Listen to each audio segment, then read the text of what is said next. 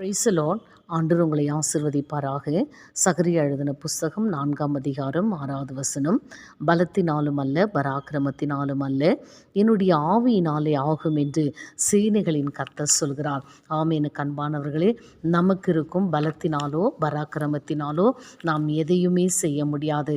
ஆவியானவர் நம்மோடு கூட இருப்பார் என்று சொன்னால் நாம் நினைக்கிற, யோசிக்கிற, முயற்சி எடுக்கிற எல்லா காரியங்களிலும் வெற்றி பெற பரிசுத்த ஆவியானவர், சேனைகளின் கர்த்தர் நமக்கு உதவி செய்வார். வேதத்தில் கூட சாத்ராக், மேஷாக், ஆபேத்நேகோ என்ற வாலிப பிள்ளைகளை அக்கினியிலே போடும்படி ராஜா உத்தரவிட்டார்.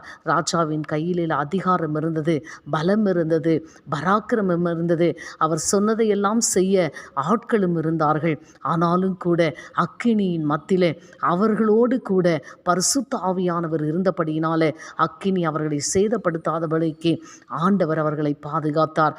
நீங்களும் நானும் கூட எப்படிப்பட்ட சூழ்நிலையில் இந்த உலகத்தில் வாழ்ந்தாலும் கூட பரிசுத்த ஆவியானவர் நம்மோடு கூட இருப்பார் என்று சொன்னார். எல்லா விதத்திலும் நமக்கு உதவியாயிருந்து வெற்றியை காண ஆண்டவர் நமக்கு கிருபை பாராட்டுவார்.